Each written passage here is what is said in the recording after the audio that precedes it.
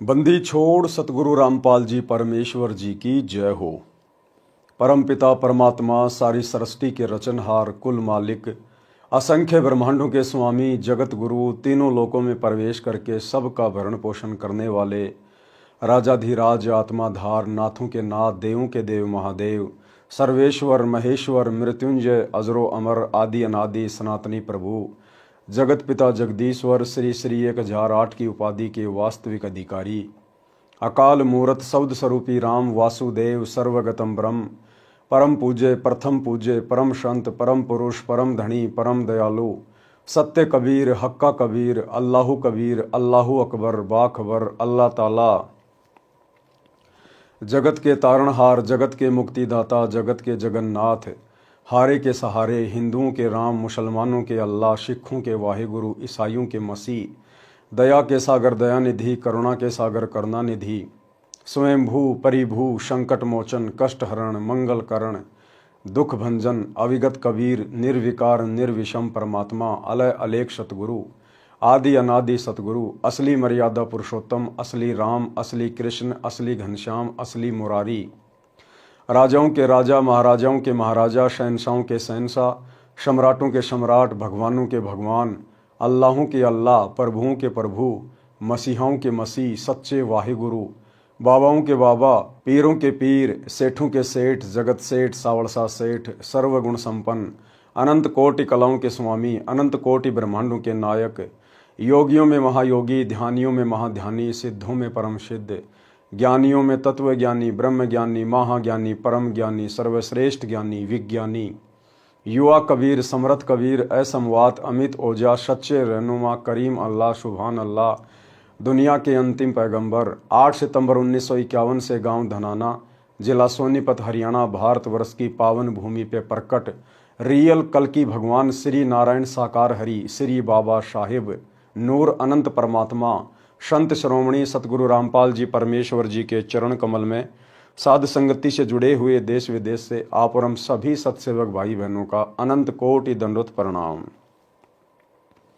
सत्साई भाई और बहनों, दया पूज्य गुरुदेव भगवान की सतगुरु रामपाल जी परमेश्वर जी की जिनके शुभ आशीर्वाद से विशेष आशीर्वाद से आप और हम सभी साध संगति से जुड़ी हुई सत्सेवक आत्माएं अपनी आत्मा के कल्याण हेतु गुरुदेव के तत्व ज्ञान को आधार बनाकर दृढ़ता के साथ निरंतर भक्ति मार्ग पर आगे की ओर बढ़ रहे हैं। भाई और बहनों, साध संगति से जुड़कर आप और हम सभी भगत भाई बहनों ने जो विशेष अनमोल वस्तु प्राप्त की है गुरु को पहचानने की, ये बड़े सौभाग्य से मिलती है, बड़े सौभाग्य से नसीब होती है। इसके लिए हम गुरुदेव भगवान का तहे दिल से जितनी बार भी दंडवत धन्यवाद करें उतना ही कम है। तो पूज्य गुरुदेव जी के कर कमल से लिखित पवित्र पुस्तक मुक्ति बोध के ऊपर वीडियो बनाने की श्रृंखला जारी है। इसी श्रृंखला में आज हमारा ये 28वें नंबर का वीडियो है। प्रत्येक वीडियो में गुरुदेव भगवान के आशीर्वाद से भक्ति मार्ग के विषय में दृढ़ता प्राप्त करने के लिए आप और हमें बहुत कुछ सीखने और समझने को मिल रहा है। तो भाई और बहनों, आज का वीडियो शुरू करते हैं पूज्य गुरुदेव जी के आशीर्वाद से मुक्ति बोध के ऊपर। आज परमेश्वर ने अपने कर कमल से इस पवित्र पुस्तक में काशी में जो भंडारा हुआ था उस भंडारे के समापन की वाणियों का समावेश किया है और किस प्रकार से परमात्मा ने 8 पहर तक 8 तिया 24 यानी 24 घंटे परमात्मा ने खड़े होकर सबको उपदेश दिया। परमात्मा ने सृष्टि रचना समझाई, आध्यात्मिक ज्ञान दिया, सबको समझाया। जितने भी मंडलेश्वर आए हुए थे, साधु संत महात्मा आए हुए थे, कबीर परमेश्वर जी ने किसी मंडलेश्वर से ज्ञान लिया नहीं।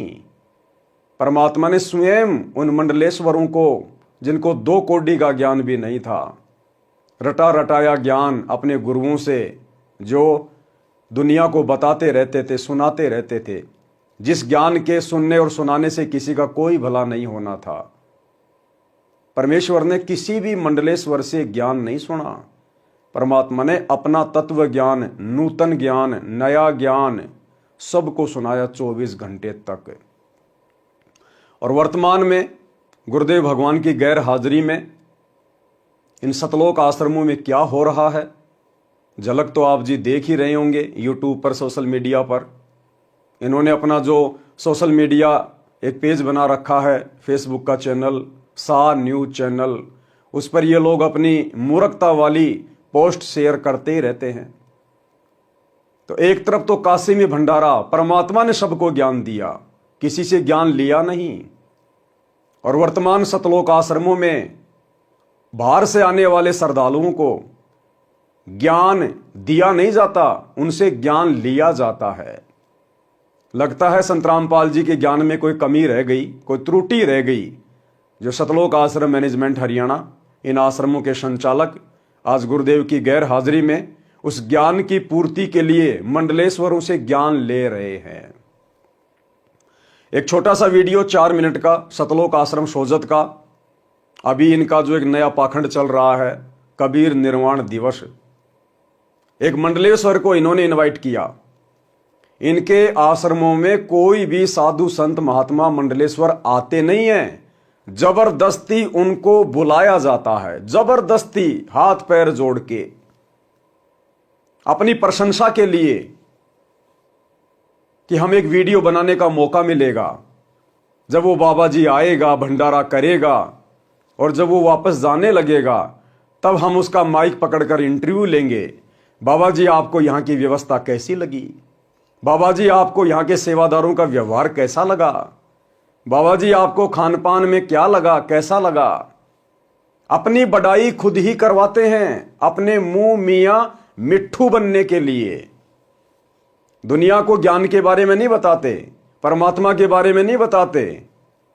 जो आडंबर वो मंडलेश्वर करके आते हैं, उन आडंबरों को छोड़ने के विषय में उनको नहीं समझाते। बस वो बाबा, वो मंडलेश्वर हमारे आश्रमों की प्रशंसा करके जाए, हम सेवादारों की प्रशंसा करके जाए, हमारे द्वारा जो व्यवस्था की जाती है उसकी जी भरकर प्रशंसा की जाए। बस हम तो इतने में खुश हैं। तो एक छोटा सा 4 मिनट का वीडियो आपको समझाने का प्रयास करेगा कि वर्तमान में इन आश्रमों में क्या चल रहा है। अब ये मंडलेश्वर ये क्या ज्ञान समझाएगा, क्या ज्ञान देगा, ये क्या ज्ञान दे सकता है, क्या इसके पास है? पहली बात तो ऐसे लोगों को, ऐसे मंडलेश्वरों को इन सतलोक आश्रमों में इनवाइट करना ही नहीं चाहिए परमेश्वर के विधान के अनुसार। तो इन लोगों की आश्रमों में एंट्री उस समय होनी चाहिए जब ये बिल्कुल सादा तरीके से एक आम व्यक्ति की तरह अपनी वेशभूषा बना लें। ये व्यर्थ की दाढ़ी, मूछ, ये तिलक, छापा, चंदन, ये सब हटा लें। ये रुद्राक्ष की माला, ये भगवा पहनावा जो पाखंड का प्रतीक है, जब तक ये लोग इस प्रकार के आडंबर वाली वेशभूषा का परित्याग ना कर दें, तब तक इन लोगों को आश्रम में एंट्री होनी नहीं चाहिए। अगर इनको नाम लेना है तो पहले इनको बोलिए कि बहुत से टीवी चैनल पर सतगुरु रामपाल जी का सत्संग चलता है, सोशल मीडिया यूट्यूब पर सतगुरु रामपाल जी के सत्संग भरे पड़े हैं। पहले आप उनके ज्ञान को सुनिए, ज्ञान को समझिए। और आपने जो अपना ये आवरण ऐसा बना रखा है, इसका परित्याग कीजिए। उसके बाद आप सतलोक आश्रम में आइए, नाम दीक्षा लीजिए, भक्ति कीजिए। लेकिन ये लोग आते नहीं हैं, ये लोग अपनी तरफ से नहीं आए। इन लोगों को जबरदस्ती बुलाया जाता है, जबरदस्ती। सरपंच को, एमएलए को, विधायक को, भूतपूर्व सरपंच को, इस तरह के पाखंडी बाबाओं को जबरदस्ती आश्रमों में इनवाइट किया जाता है अपनी प्रशंसा करवाने के लिए। तो क्या बोल वचन है इस भाई साहब के, आपको इनके मुख से सुनाएंगे। और साथ में जो इंटरव्यू ले रहे हैं सतलोक आश्रम वाले, बिल्कुल मूक दर्शक बन के खड़े हैं। ये जो मर्जी बके जा रहा है, जो मर्जी बोले जा रहा है, आश्रम वालों को आशीर्वाद दे रहा है कि मेरा आशीर्वाद आपके साथ में है, आप ऐसे फलते फूलते रहो। और ये इंटरव्यू लेने वाला सतलोक आश्रम सोजत का भगत है, इसके मुंह के ऊपर ताला लगा हुआ है, गूंगा है, गूंगा। उसी समय टोकना चाहिए कि महाराज ना तो हमें आपके आशीर्वाद की आवश्यकता है और ना आप जी आशीर्वाद देने के अधिकारी हैं। आप पूर्ण संत नहीं हैं, आपको अभी शास्त्र अनुकूल ज्ञान नहीं है, आप एक जीव हैं। आपको तो स्वयं भक्ति करनी चाहिए सतगुरु रामपाल जी से उपदेश लेकर। लेकिन इतनी बातें बोलना भला इनकी जुबान पे कहां। अगर इतनी बातें बोल देंगे तो दोबारा से मंडलेश्वर जी क्यों आएंगे? मंडलेश्वर जी नहीं आएंगे तो इनकी प्रशंसा कौन करेगा? इनकी व्यवस्था को अच्छा कौन बताएगा? इसलिए ये लोग जवाब नहीं देते, केवल सामने वाले के जवाब सुनते हैं। वो चाहे जो मर्जी बकता रहे, जो मर्जी भोगता रहे। और एक दो भगत, अरे शिष्य कहते हैं अपने आप को सतगुरु रामपाल जी का, और इस मंडलेश्वर के पास में ऐसे खड़े हैं। ये भाई साहब, ये इस मंडलेश्वर के पास में ऐसे खड़े हैं जैसे कि ये सतगुरु रामपाल जी के भगत नहीं हैं, ये इस मंडलेश्वर के भगत हैं। और इसकी प्रत्येक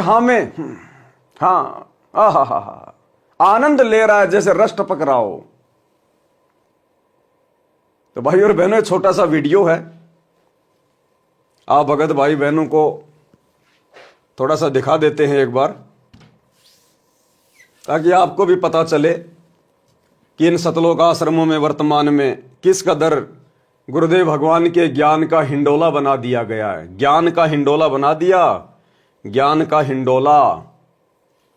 सुनिएगा जी। आपका नाम क्या है और आप किस पंथ से ताल्लुक रखते हैं? मल्लेश्वर हरिरामदास, आश्रम जेतारण गीता भवन। हमारी बड़ी गद्दी है काशी पंचगंगा घाट। जगतगुरु रामानंद आचार्य हमारे दादा गुरु है। और अभी हम परसों ही आए हैं, 1 महीना प्रयागराज कुंभ में थे। वहाँ भी संतों के दर्शन और संतों की वाणी, और ये लंगर चलता, वैसे लंगर 1 महीना चलता था। ये कह रहा हम तो सीधे प्रयागराज से आए, महाकुंभ से आए, 1 महीने हम वहां थे, अब हमें यहां बुला लिया गए तो हम यहां आ गए। वहां पर भी ऐसा ही लंगर चल रहा था। हम तो घूमते हैं, फिरते हैं, मौज करते हैं, ऐश करते हैं।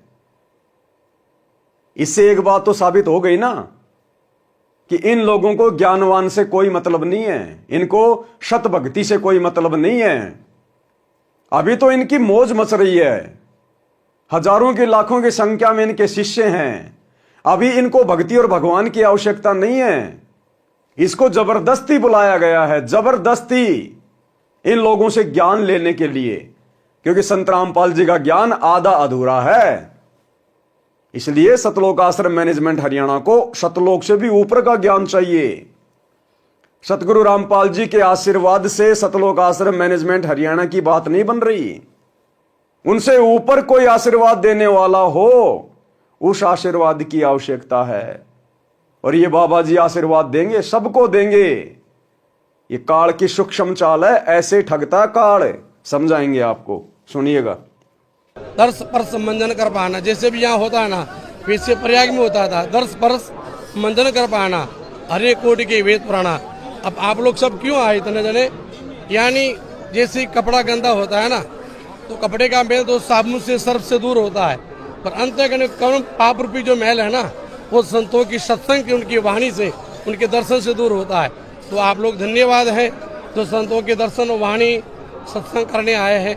आप जैसा कोई भाग्यशाली नहीं है, क्योंकि एक घड़ी आदि आदि में पुण्यात, तुलसी सत्संग कोई साधु की हरे कोटि अपराध। और सत्संग ज़्यादा ना कर पाए तो घड़ी पल भी करना चाहिए। यानी जैसे 1000 मन घास का ढेर हो और एक आग की चिंगारी गिर गई हो तो देख देते जल के भस्म। इसी प्रकार संतों की सत्संग, संतों की वाणी, अगर एक शब्द भी जीवन में उतर गया हो तो जन्मांतर बिगड़ा हुआ है ना, वो सारे कर्म जल के और शुद्ध पवित्र बन जाता है और परमात्मा के धाम में वो पहुंच सकता है। तो आप धन्यवाद हैं। यहाँ पर आपने आश्रम देखा है, सारी व्यवस्थाएं देखी, आप आगे भी गए। संत रामपाल जी महाराज जी के जो आश्रम की जो व्यवस्था है, इसके बारे में क्या बोलना चाहेंगे आप? ये व्यवस्था हम देख के अति प्रसन्न है। जो नियम से व्यवस्था होनी चाहिए, जो मर्यादा की व्यवस्था होनी चाहिए, वो व्यवस्था पूरी सही रूप से चल रही है। ये देखो कितने ध्यान से सुन रहे हैं, ये देखो देखो, ये इनको देख के आपको ये नहीं लगेगा ये संत रामपाल जी के भगत हैं, आपको ये लगेगा ये इस मंडलेश्वर के भगत हैं। देखो कितने ध्यान से सुन रहे हैं, कितने ध्यान से सुन रहे हैं, जैसे कि ये ज्ञान इन्होंने कभी अपने गुरु जी से सुना ही नहीं कि जब ये सतनाम हृदय धर्यो भयो पाप को नाश, और जैसे चिंगारी अग्नि की पड़े पुरानी घास। जो बातें गुरुदेव अपने हर सत्संग में बताते हैं,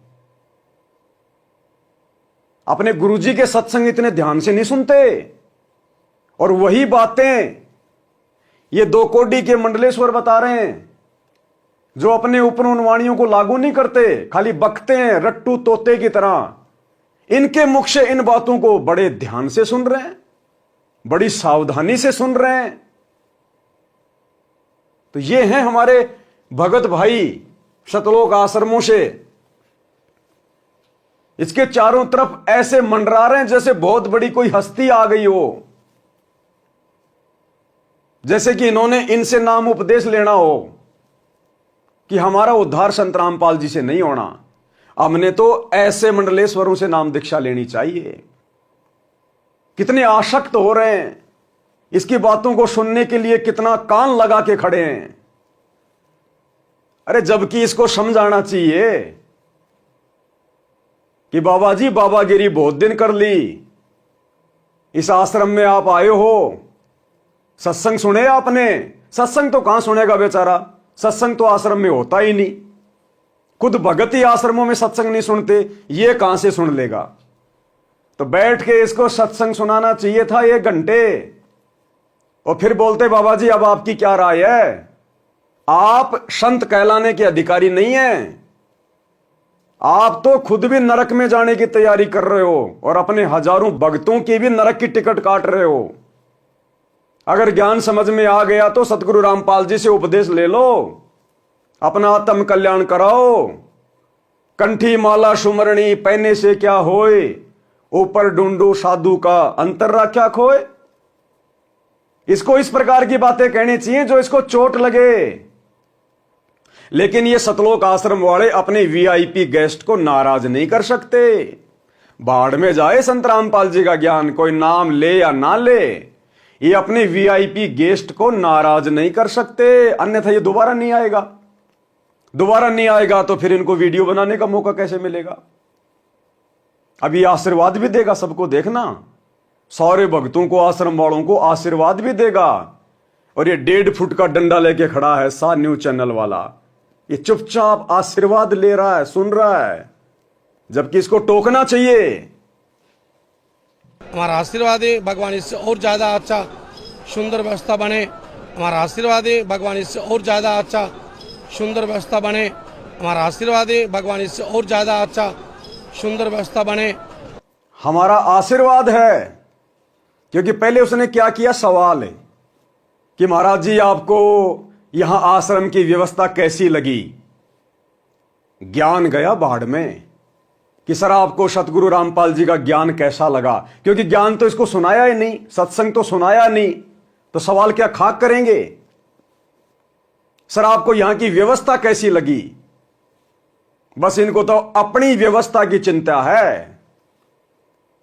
और ये कह रहा है हमारा आशीर्वाद है इससे भी अच्छी व्यवस्था आप लोगों की बने, जैसे कि पहले इसी के आशीर्वाद से पूरी व्यवस्था चल रही है। चलो ये तो कह सकता है, नादान आदमी है, अज्ञानी है, ज्ञान नहीं है, इनकी तो आदत है सबको आशीर्वाद देना। लेकिन ये कौन है? ये देखो, ये ऐसे देख रहे हैं जैसे कोई चील कौवा देखता है। ये तो 4 भगत हैं और इंटरव्यू लेने वाला भी भगत है। इनके मुंह के अंदर पत्थर घुसे हुए हैं क्या? जब इसने आशीर्वाद दिया तो क्या टोकना नहीं चाहिए था? रोकना नहीं चाहिए था? इसने कहा और आप लोग चुपचाप रहे, इसका मतलब आपने इसके आशीर्वाद को स्वीकार कर लिया। अन्यथा आपको उसी समय टोकना चाहिए था कि महाराज जी आप पूर्ण संत नहीं हैं और आशीर्वाद केवल पूर्ण संत ही दे सकता है और उसी का आशीर्वाद फलित होता है। लेकिन अगर इतनी बातें बोल देंगे तो हो सकता है ये थप्पड़ मार दे। ये तो काल के दूत हैं, दुर्वासा ऋषि की तरह गुस्सा तो इनकी नाक पे रहता है। हो सकता है ये थप्पड़ मार दे, और भाई इसका थप्पड़ ये आश्रम वाले झेल नहीं पाएंगे, ये नाराज हो जाएगा, दोबारा आश्रम में नहीं आएगा।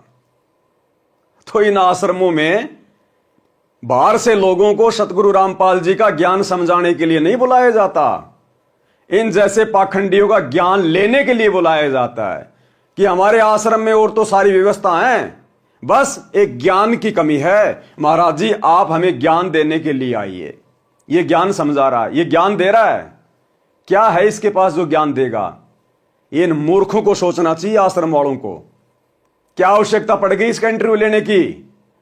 तुम्हें क्या शिक्षा दे सकता है ये? इसका इंटरव्यू लेके तुम्हारा क्या भला हो जाएगा? हां, तुम्हारा धार्मिक धंधा बढ़िया चल पड़ेगा कि इसको सुनकर और भी लोग आएंगे खाने पीने के लिए, घूमने के लिए, मनोरंजन के लिए। और तुम्हें तो भीड़ चाहिए, तुम्हारे को तो वीडियो चाहिए बनाने के लिए। तो भाई और बहनों, ये टोटल काल का जाल इन आश्रमों में फैला हुआ, टोटल काल का जाल। अगर वास्तव में ये आश्रम सतगुरु रामपाल जी के हैं तो इन आश्रमों में इन लोगों की एंट्री नहीं होनी चाहिए, विशेषकर। अरे यही तो है वो काल के दूत जिनसे तुम्हारा बाप पिछले 30 वर्षों से संघर्ष कर रहा है। यही तो है वो काल के एजेंट जो हमारे भगत भाई बहनों को अपने जाल में फंसा के रखे हुए हैं, और इन्हीं काल के एजेंटों का तुम स्वागत कर रहे हो। इसको कहते हैं बुद्धि के ऊपर पत्थर पड़ जाना, बुद्धि के ऊपर पत्थर पड़ जाना।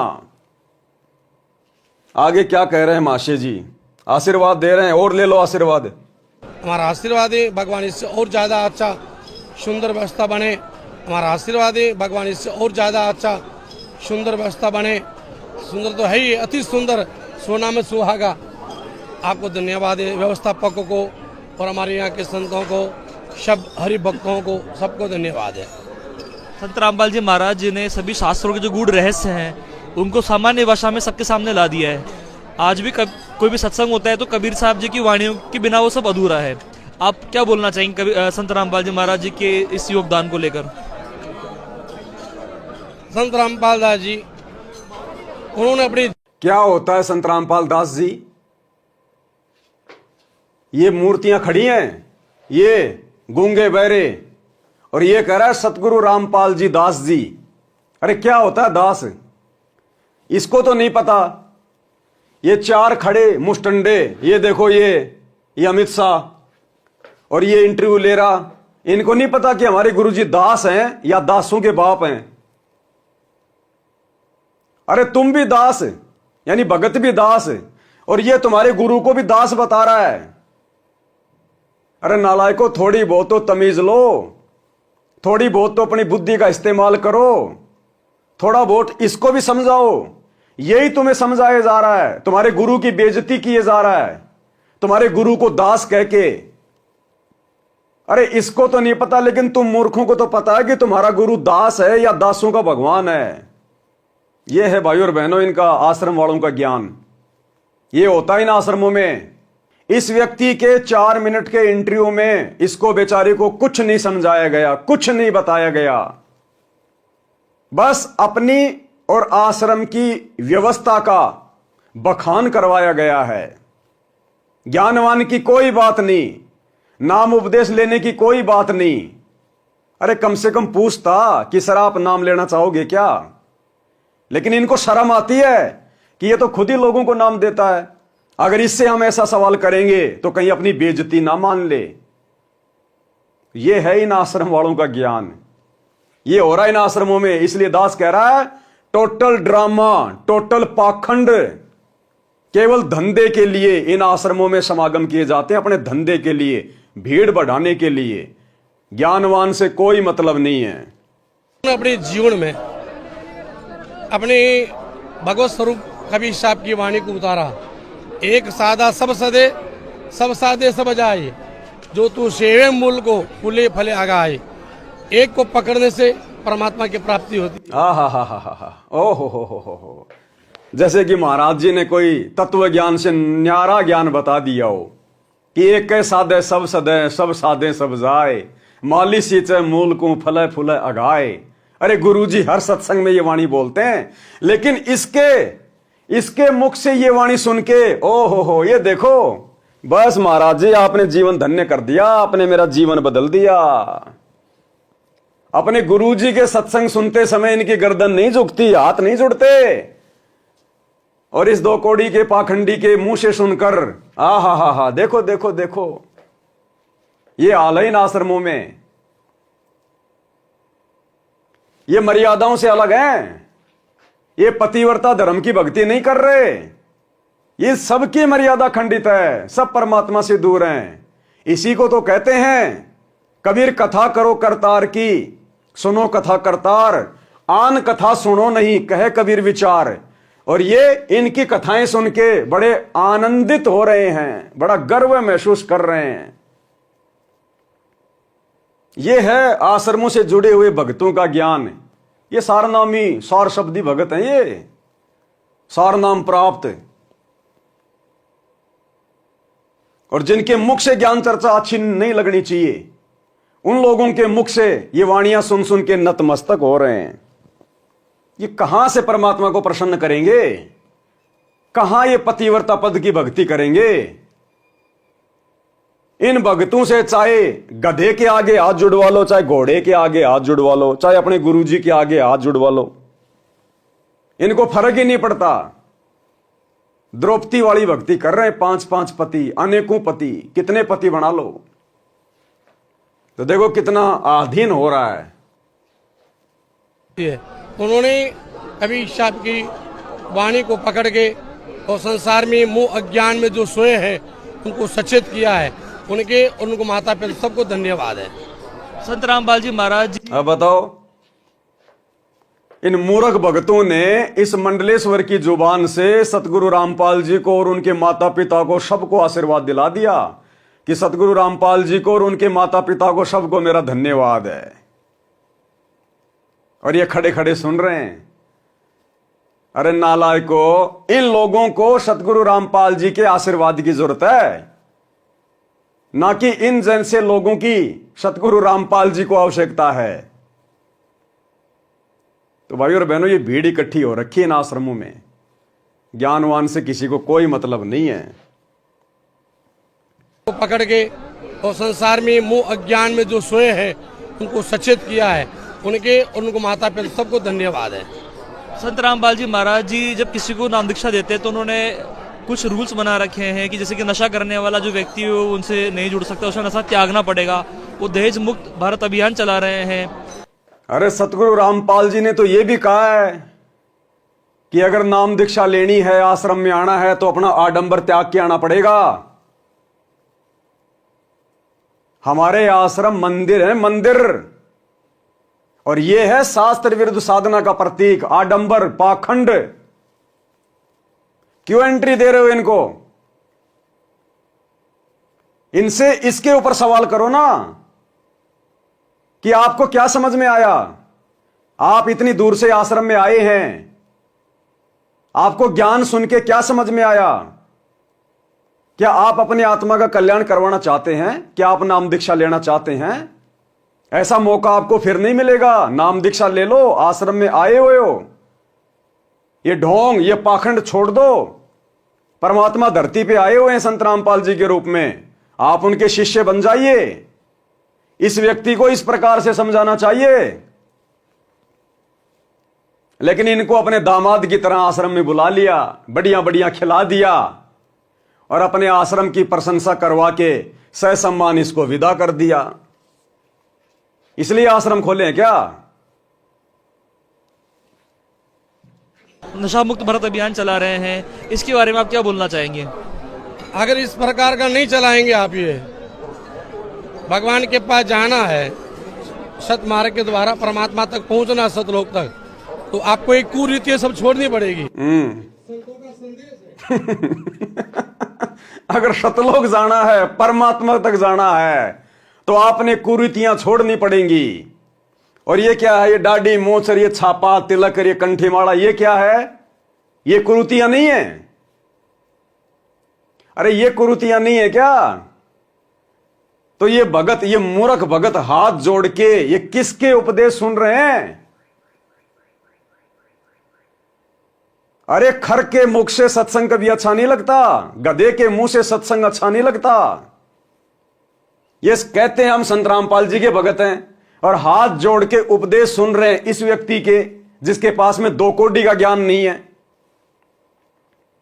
इसलिए बुलाया इनको आश्रमों में। तुम्हारे बाप सतगुरु रामपाल जी ने भी कभी अनुपदेशी व्यक्ति के इस प्रकार से इंटरव्यू लिए क्या? सतलोक आश्रम बरवाड़ा में दिखा दो एक भी इंटरव्यू किसी भी अनुपदेशी व्यक्ति का, और विशेषकर इस तरह के पाखंड से परिपूर्ण व्यक्ति का। अगर तुम्हारे बाप सतगुरु रामपाल जी ने सतलोक आश्रम बरवाड़ा में कभी भी इंटरव्यू लिया हो, लेकिन तुम लोग ये ड्रामा कर रहे हो, पाखंड कर रहे हो। अब ये तुम्हें सतलोक की बात बताएगा कि सतलोक में कैसे जाया जाएगा। गुरुजी ने बताने में कमी छोड़ दी जो अब इन लोगों से सुन रहे हो। अगर इस प्रकार का नहीं चलाएंगे आप, ये भगवान के पास जाना है, सतमार्ग के द्वारा परमात्मा तक पहुंचना, सतलोक तक, तो आपको एक कुरीतियां सब छोड़नी पड़ेगी। संतों का संदेश है कि अनेक प्रकार की कुरीतियां हैं, अपन को टुकड़ों में बांट रही है। ये कुरीतियां दूर होगी तभी सब एक होंगे, और एक होगा तब परमात्मा के प्रति सद्भाव जगेगा, प्रभाव जगेगा, तब संतों के दास बनेंगे, संतों के दास बनेंगे तब परमात्मा के पास पहुंचेंगे। अच्छा, आप संत रामपाल जी महाराज जी के ज्ञान के बारे में क्या बोलना चाहेंगे? हम रामपाल दास जी महाराज के बारे में ये बोलना चाहते हैं। क्या बोलना चाहेगा ये? सत्संग इसने सुने ही नहीं, आश्रम में इसको सत्संग सुनाए ही नहीं, तो संत रामपाल जी के ज्ञान के बारे में क्या खाक बोलेगा? अब ये सवाल करते यूं देख रहा इधर उधर, और क्या बोलेगा ये? सुन लेना क्या बोलेगा। सत्संग सुना होगा तब बोलेगा ना। अरे तुम लोगों ने आश्रम में इसको बैठा के सत्संग सुनाया होगा तब बोलता ये। तुमने तो आते ही उसकी दामाद की तरह खातर शुरू कर दी। लो जी पानी, लो जी चाय, आओ जी लड्डू जलेबी बर्फी जी मोजी, और चलते समय ये माइक लेके खड़े हो गए। तुमने सत्संग इसको सुनने कहां दिया बेचारे को? जो तुम कह रहे हो कि सतगुरु रामपाल जी के ज्ञान के बारे में आप जी क्या कहना चाहेंगे? ये पोर्टल ड्रामेबाजी हो रही है भाई और बहनों। के पास पहुंचेंगे। आप संत रामपाल जी महाराज जी के ज्ञान के बारे में क्या बोलना चाहेंगे? हम रामपाल दास जी महाराज के बारे में ये बोलना चाहते हैं, जैसे आपने गुरुवर की कृपा आपको मिली है, गुरुवर का कृपा का प्रसाद आपको मिला है, और सबसे बड़ा परोपकार आप कर रहे हैं, जो गुरुवर का प्रसाद जगह जगह वितरण कर रहे हैं, सत्संग के माध्यम से, पोथी के माध्यम से, वाणी के माध्यम से। अरे भैया, वो लोग ये पूछ रहे हैं कि आपको सतगुरु रामपाल जी के ज्ञान में क्या अच्छा लगा, आपको क्या समझ में आया? आप तो ऊपरी ऊपरी बातें कर रहे हैं, अपने गुरु से प्रसाद लेके सबको बांट रहे हैं, ये कर रहे हैं, वो कर रहे हैं। अरे ज्ञान कैसा लगा? सुने कभी सत्संग तुमने? क्या विचार किया तुमने सतगुरु रामपाल जी का ज्ञान सुन के? अब क्या बताएगा बेचारा ये, जब इसने सुने नहीं तो। संगत तो नहीं सुनती गुरु जी के सत्संग, और जो खुद सत्संग करता है वो कहां से संत रामपाल जी का सत्संग सुनेगा? तो फालतू के सवाल, फालतू के जवाब और कुछ नहीं। हुआ भाई, जगह जगह वितरण कर रहे हैं, सत्संग के माध्यम से, पोथी के माध्यम से, वाणी के माध्यम से। इसलिए सबसे बड़ा परोपकार होता है संतों की वाणी उच्चारण होना, और अनेक प्रकार के प्रपंच में, अनेक प्रकार के माया में फंसे हुए उन झूठे जंजाल को छोड़कर संतों की वाणी को अपने जीवन में उतार कर और जीवन को अंधकार से प्रकाश में लावे, और वही आप काम कर रहे हैं। आ गया अंधकार से प्रकाश में जीवन, इन आश्रम वालों का भी आ गया और इस महामंडलेश्वर का भी आ गया। तो भाई और बहनों, 650 साल पहले कबीर परमेश्वर जी ने काशी के भंडारे में 8 पहर यानी 24 घंटे खड़े होके परमात्मा ने लोगों को ज्ञान समझाया, आत्म ज्ञान दिया, परमात्म ज्ञान दिया, सृष्टि रचना समझाई। इन जैसे पाखंडियों से ज्ञान सुना नहीं, ज्ञान लिया नहीं, क्योंकि मालिक को पता था कि इनके पास में क्या ज्ञान है, छींट भी नहीं है। और आज ये सतलोक आश्रम वाले अपने गुरु के ज्ञान की तो इनको उल्टियां हो रही हैं, हजम नहीं हो रहा। दुनिया का ज्ञान ले रहे हैं और नया ज्ञान अपने गुरु जी को आशीर्वाद दिला रहे हैं इन पाखंडियों से। ये है इन आश्रमों का ड्रामा। तो शुरू करते हैं भाई और बहनों पवित्र ग्रंथ मुक्ति बोध से वीडियो नंबर 28, केशव जी के वचन तथा भंडारा संपन्न की वाणी। पारक के अंक की वाणी नंबर 925 से 930 का सरलार्थ है। केशव ने कहा कि हे कबीर जी, आप समर्थ परमेश्वर हैं। केशव जी ने क्या कहा? हे कबीर जी, आप समर्थ परमेश्वर हैं, आप जो चाहो सो कर सकते हो। हे सतगुरु, हे सतगुरु। केशव जी किसको कह रहे हैं? सतगुरु कबीर जी को। और आज हम किसको कह रहे हैं सतगुरु? अपने गुरु जी को। तो हमारे गुरु जी कौन हुए? कबीर जी, क्योंकि सच्चा सतगुरु कबीर ही होता है। हे सतगुरु सुनो, आप तो दीन दयाल हो, मैं आपके अधीन हूं, आप समर्थ परमेश्वर हो, आपको अनंत कोटि ब्रह्मांडों को पार करने में कोई देर नहीं लगती, पहुंचूंगा क्षण एक में जन अपने के काज। आप ही दारमदार यानी सर्वे सर्वा हैं, सबके मालिक हो। आप ऐसे परपंच सदा से करते आए हो, अपना भेद नहीं देते। आप ऐसे परपंच यानी ऐसा खेल आप सदा से खेलते आए हो, आप अपना भेद किसी को नहीं देते। आप एक दास बनकर, आप एक भगत बनकर, आप एक संत बनकर अपना ज्ञान अपनी आत्माओं तक पहुंचाते हो, उनको काल के जाल से बाहर निकालते हो। आप अपना भेद किसी को नहीं देते।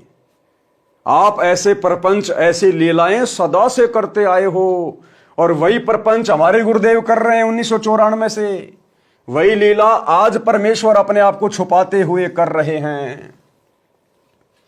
आप ऐसे प्रपंच सदा से करते आए हो, अपना भेद नहीं देते। आप सबके उत्पत्ति करता हो, मोक्ष दाता हो। क्या हो? मोक्ष दाता, भक्ति मुक्ति के दाता सतगुरु, भटकत प्राण फिरंदा, उस साहिब के हुक्म बिना नहीं तरवर पात हिलंता। तो भक्ति और मुक्ति का दाता कौन? सतगुरु। भक्ति मुक्ति के दाता सतगुरु, मोक्ष दाता हो, सुख के सागर हो, जीवन के सच्चे साथी हो। आप सर्व सृष्टि का ताना बुनने वाले जुलाहा हो, यानी सर्व ब्रह्मांडों के रचनहार हो। पारक के अंक की वाणी नंबर 931 से 939। केशव चले सब धाम को, 9 लख बोडी लीन, गरीब दास बंधन किया, बाजत हैं सुरबीन। केशव और कबीर जित मिलन भये तहां एक, दास गरीब कबीर हरि धरते नाना भेख।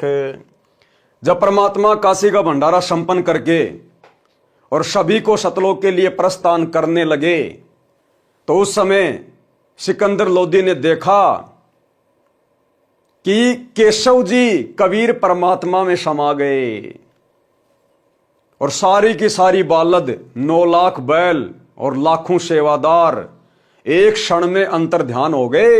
एक क्षण में केशव और कबीर जित मिलन भय तहां एक, दास गरीब कबीर हरि धरते नाना भेख। बंजारे और बैल सब लाए थे भरमाल, गरीब दास सतलोक को चले गए तत्काल। आवत जाते ना लखें कौन धाम प्रकाश, गरीब दास साहबू जी है कहाँ गए हरिदास। वो 9 लाख बैल और लाखों सेवादार ना तो किसी को आते हुए दिखाई दिए और ना किसी को जाते हुए दिखाई दिए। और जब अचानक से वो गायब हो गए, तो शाह यानी बादशाह सिकंदर लोदी, गरीब दास सा बूझ है, सिकंदर लोदी बूझ रहा है, पूछ रहा है कहां गए हरिदास, कि आपके भगत कहां गए, वो सेवादार कहां गए। आवत जाते ना लखें कौन धाम प्रकाश, गरीब दास साहबू जी है कहाँ गए हरिदास। हरि में हरि के दास हैं दासन के हरि पाश। अब क्या कह रहे हैं परमात्मा कि हरि में हरि के दास हैं, कि भगत के शुद्ध हृदय में ही भगवान निवास करता है। जो दास बन जाता है, भगत बन जाता है, फिर वो परमात्मा, वो सतगुरु उसके अंदर ही निवास करता है शब्द रूप में। क्या कह रहे हैं परमात्मा, हरि में हरि के दास हैं, यानी परमात्मा में ही भगत समाया हुआ है। यहां परमात्मा ये बात क्यों बोल रहे हैं कि हरि में हरि के दास हैं? इसलिए कि मैं खुद ही केशव बंजारा बन के आया हूं। मैं खुद ही एक दास की भूमिका कर रहा था। वो केशव बंजारा मेरे अंदर ही है, यानी मैंने ही डबल रोल किया था। हरि में हरि के दास हैं, और जितने भी सेवादार आए थे, 9 लाख बैल आए थे, वो सब मेरी शब्द शक्ति से उत्पन्न थे और वापस मेरे शब्द में समा गए मेरे अंदर। हरि में हरि के दास है और दासन के हरि पास।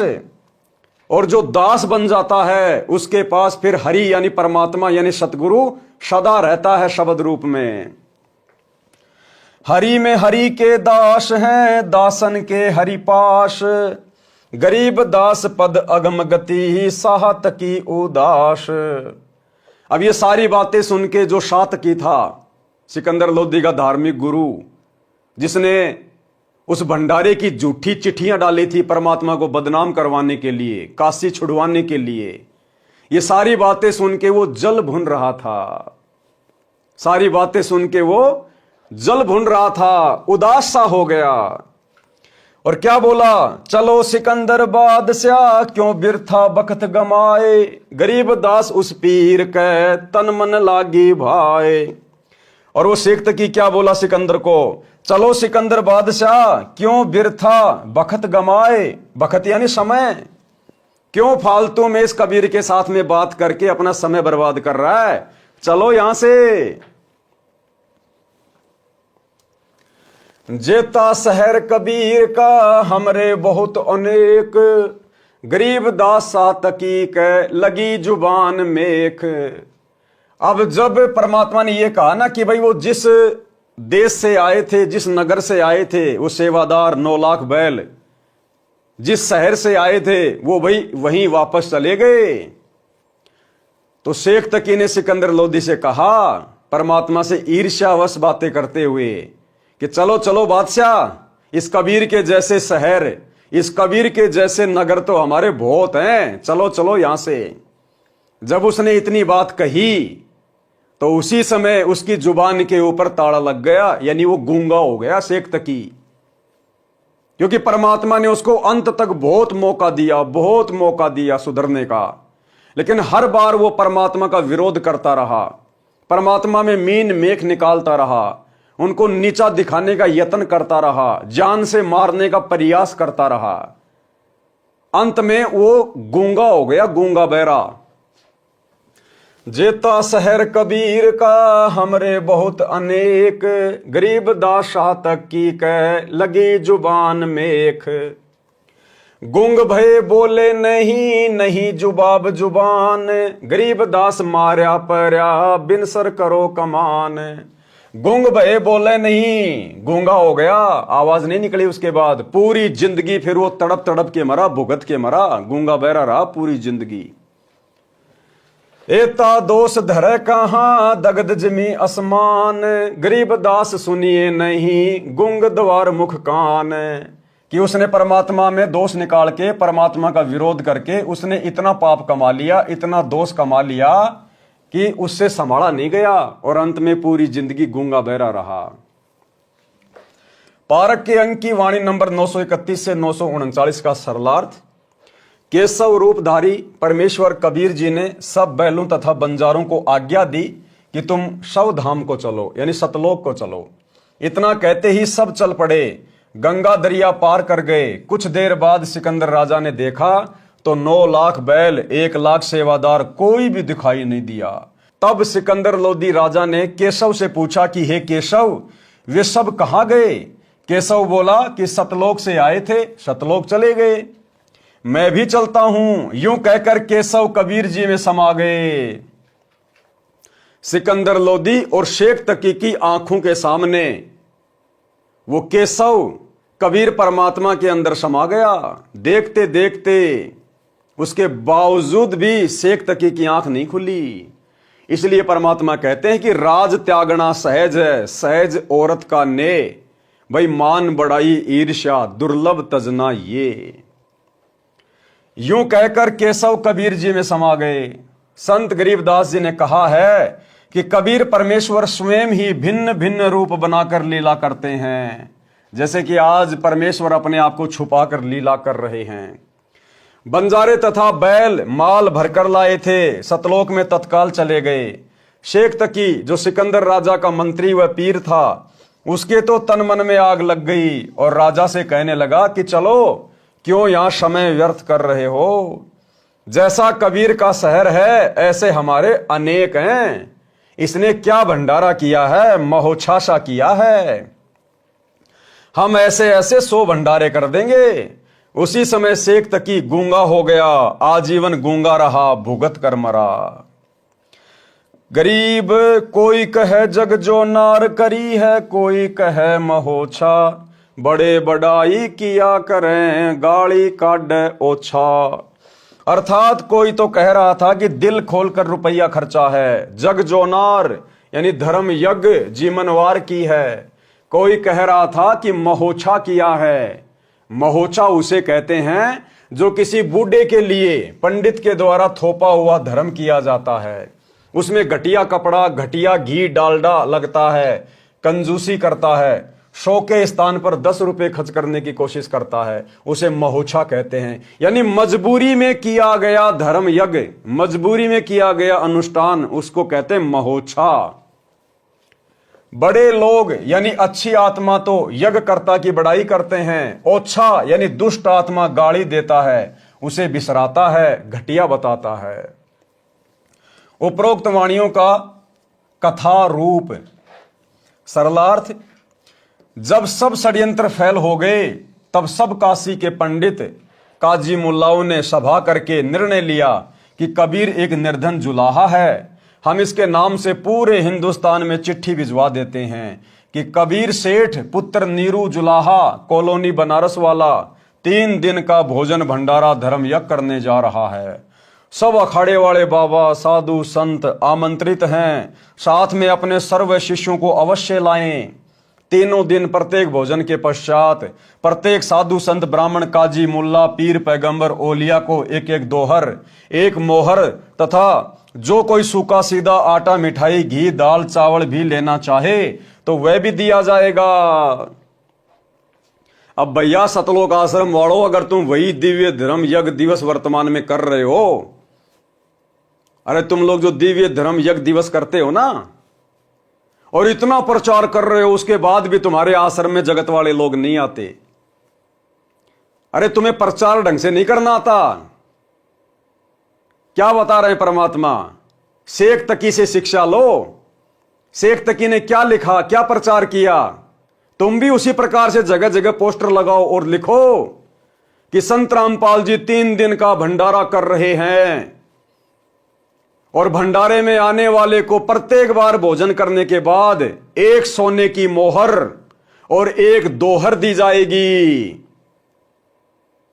तुम तो कहते हो हमारे आश्रम में कोई आता नहीं, 3 दिन से पहले कोई जाएगा नहीं, और इतनी भीड़ आ जाएगी, इतनी भीड़ आ जाएगी, तुम्हारे को नया आश्रम खोलना पड़ जाएगा। तो थोड़ा बहुत बुद्धि का इस्तेमाल करो, दिमाग लगाओ, शेख तकी की तरह प्रचार करो भाई।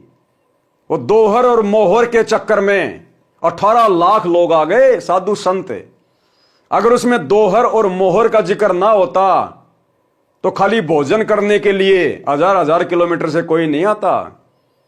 तो तुम लोगों को अगर भीड़ जमा करनी है, भीड़ इकट्ठा करनी है इन आश्रमों में, तो खाली भंडारा भंडारा भंडारा भंडारा करने से नहीं होगी। भंडारा तो सभी खाते हैं अपने घर पे। 50 रुपए का लड्डू जलेबी लेके कोई भी खा लेगा अपने घर पे। 200 रुपए का एक किराया देके तुम्हारे आश्रम में 50 रुपए के लड्डू जलेबी खाने आएंगे लोग। तो प्रचार करो तो ढंग से करो कि आओ कितनी बार भी लड्डू जलेबी बर्फी खाओ, प्रत्येक बार 10 ग्राम सोना और 1 दोहर दी जाएगी। फिर देखो भीड़, अरे फिर देखो कुंभ फैल हो जाएगा, कुंभ, इतनी भीड़ आ जाएगी। तीनों दिन प्रत्येक भोजन के पश्चात प्रत्येक साधु संत ब्राह्मण काजी मुल्ला पीर पैगंबर ओलिया को 1 दोहर 1 मोहर तथा जो कोई सूखा सीधा आटा मिठाई घी दाल चावल भी लेना चाहे तो वो भी दिया जाएगा। दोहर एक लोई होती थी जो उस समय की सबसे महंगी तथा उपयोगी कंबल मानी जाती थी, जिसको अमीर लोग ही ओढ़ते थे। मोहर लगभग 10 ग्राम सोने गोल्ड से बना, वर्तमान कीमत लगभग 30,000 रुपए। उस लोई की कीमत वर्तमान में 10,000 से कम नहीं है। सर्वसम्मति से ये निर्णय लेकर पत्र भिजवा दिए, दिन निश्चित कर दिए। निश्चित दिन को 18 लाख साधु संत ब्राह्मण मंडलेश्वर अपने अपने सभी शिष्यों सहित पहुंच गए। सबको लालच था कि प्रत्येक भोजन के पश्चात उपरोक्त दक्षिणा मिलेगी। लोग काशी में भंडारा करने नहीं आए थे, उस लालच में आए थे, दोहर और मोहर के लालच में। तो तुम लोग भी सतलोक आश्रम वालों इसी प्रकार से पोस्टर लगाओ जगह जगह, और फिर देखो भीड़, पूरा धनाना गांव भर जाएगा, रोडे जाम हो जाएगी। इसलिए अपने अपने सर्व शिष्यों को मंडलेश्वर ले आए कि अच्छा माल मिलेगा, सूखा सीधा भी लेंगे, महीनों का खाने का तथा कई कई हजार का सोना तथा लोई मिलेगी, बेचकर काम चलाएंगे। कबीर परमेश्वर ने 2 रूप में अभिनय किया। एक रूप तो अपनी कुटिया में बैठे रहे, दूसरे रूप में अपने सतलोक से 9 लाख बैलों पर थैले रखकर पका पकाया सामान तथा सूखा सामान तथा दोहर मोहर भरकर ले आए। बोरे जो वर्तमान में गधों पर रखते हैं, उस समय बंजारे अर्थात व्यापारी बैलों पर रखकर माल एक मंडी से दूसरी मंडी में ट्रांसपोर्ट करते थे। काशी के बाजार में टेंट लगाकर सारा सामान टेंटों में रख दिया, और कुछ सेवादार भी सतलोक से साथ आए थे जो सारी व्यवस्था संभाल रहे थे। भंडारा शुरू कर दिया। 3 दिन तक चिट्ठी में लिखे अनुसार सर्व दक्षिणा दी गई। उस समय भोजन भंडारे में दिल्ली का राजा सिकंदर लोदी भी आया था तथा उसका निजी पीर शेख तकी भी आया था। शेख तकी उपरोक्त षड्यंत्र का मुख्य सदस्य था। उसने सिकंदर लोदी को भी पत्र भिजवाया। वह चाहता था कि किसी तरह सिकंदर लोदी के दिल से कबीर जी उतरें और मेरी पूर्ण महिमा बने। उस शेख का अनुमान था कि अब की बार कबीर काशी से भाग जाएगा, और भंडारे में पहुंचे साधु कबीर को गालियां दे रहे होंगे। राजा भी कबीर जी का फैन यानी प्रशंसक नहीं रहेगा। परंतु जब भंडारे के स्थान पर पहुंचे तो देखा लंगर चल रहा है, सर्व दक्षिणा दी जा रही है, दोहर मोहर दी जा रही है। सब साधु तथा अन्य व्यक्ति भोजन खाकर दक्षिणा लेकर कबीर सेठ की जय जयकार कर रहे हैं। बादशाह सिकंदर लोदी ने पता किया कि भंडारा करने वाला कहां है। बताया गया कि उस सामने वाले बड़े टेंट यानी तंबू में है। वो सतलोक से आए हुए सेवादार केशव बंजारा, उन्होंने किसी से नहीं पूछा कि सर आपको भंडारा कैसा लगा, आपको यहां की व्यवस्था कैसी लगी, आप हमारे व्यवहार के बारे में क्या कहना चाहेंगे। अरे साधु संत महात्मा मान बढ़ाई के भूखे नहीं होते, अपनी प्रशंसा के भूखे नहीं होते। और तुम लोग लेके माइक खड़े हो जाते हो जाते समय, सर आपको यहां के सेवादारों का व्यवहार कैसे लगा, सर आपको यहां के भंडारे की व्यवस्था कैसी लगी, मान बढ़ाई के भूखो। इसलिए तो परमात्मा अपनी वाणी में कहते हैं कि सतगुरु के दरबार में ग्राहक कोटि अनंत, और 4 चीज ये चाहते, रिद्धि सिद्धि मान महंत। ये तो मान बढ़ाई के भूखे हैं, मान बढ़ाई के भूखे, अपनी बढ़ाई खुद ही करवाते हैं। राजा तथा शेख तकी उस तंबू में गए और पहले अपना परिचय दिया, फिर उसका परिचय पूछा। तंबू में बैठे सेठ ने परिचय बताया कि मेरा नाम केशव है, दिल्ली का बादशाह भंडारे में आ गया तो भी परमात्मा नहीं उठे। केशव रूप में परमात्मा अपने टेंट में बैठे रहे, और तुम कोई छोटा मोटा भूतपूर्व सरपंच आ जाता है, उसके चारों तरफ मक्खी मच्छर की तरह भिन भिनाने लग जाते हो। भिन भिनाने, इसको कहां बैठा दूं, इसको क्या खिला दूं, पता नहीं क्या आ गया आश्रम में। और वहां सिकंदर लोदी दिल्ली का बादशाह से हाथी पे बैठ के आया था, फिर भी परमात्मा अपने टेंट में बैठे रहे और खुद दिल्ली का बादशाह नीचे उतर के परमात्मा के पास में गया और अपना परिचय दिया कि मैं दिल्ली का बादशाह सिकंदर लोदी हूं, आप कौन हैं? और तुम 2 कोडी के भूतपूर्व सरपंच के पीछे लेके माइक, सर आपका नाम क्या है, सर आप कहां से आए हैं, सर आपको यहां की व्यवस्था कैसी लगी, सर आपको हम भक्तों का व्यवहार कैसा लगा। अरे तुम्हारा असली व्यवहार तो तुम जाहिर नहीं होने देते।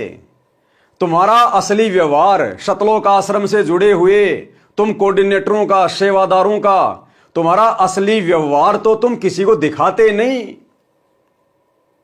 एक समय एक राजा था और वो बहुत सारी भाषाओं का जानकार था। एक दिन उसने अनाउंसमेंट करवाया कि जो भी ज्ञानी, मंत्री या कोई धार्मिक गुरु मेरी वास्तविक भाषा बता देगा कि मेरी मातृभाषा क्या है, उसको मुंह मांगा इनाम दिया जाएगा। वो राजा कई भाषाएं जानता था और सभी भाषाओं को इसी प्रकार से बोलता था जैसे ये इसकी मातृभाषा है। तो कोई भी नहीं पहचान पा रहा था। अंग्रेजी, हिंदी, उर्दू, फारसी सारी भाषाएं बिल्कुल ऐसे बोलता था फर्राटे की तरह। तो एक समझदार व्यक्ति था, उसने कहा कि महाराज जी मैं बता सकता हूं आपकी मातृभाषा क्या है। बोला भाई तू बता दे। बोला आज नहीं बताऊंगा, कभी मौका देख के बताऊंगा। बोला ठीक है। अब बरसात का टाइम था, बरसात हो गई। अब पहले के समय में मिट्टी की रोडें हुआ करती थी, रोडों पे पानी भर गया, गंदा पानी, बार बार गाड़ियां आने से जाने से। अब राजा जी घोड़े गाड़े जुड़वा के रेड़ों में बैठ के और राजा जी उसी रोड से जा रहे थे सज धज के, बढ़िया कपड़े पहन के। उस व्यक्ति ने क्या किया कि मौका अच्छा है राजा को उसकी मातृभाषा बताने का। वो भी बराबर से बैलगाड़ी लेके और जोर से दौड़ा, बैलों को मारा और जोर से बैल दौड़े राजा के बराबर से। और जैसे ही उसकी गाड़ी का टायर पानी में गिरा, ऐसे ही वो कीचड़ राजा के ऊपर जाके लगा, उसके मुंह पे। राजा के सारे कपड़े खराब। अब राजा को कहां सहन हो। उसी समय राजा उसको मां बहन की गालियां देने लगा, मां बहन की गालियां। तुरंत वो आदमी नीचे उतर के आया और कहा राजन क्षमा करना, यह है आपकी मातृभाषा। आपकी असली मातृभाषा यह है, जिस भाषा में आप गालियां दे रहे हो ना, यह है आपकी मातृभाषा।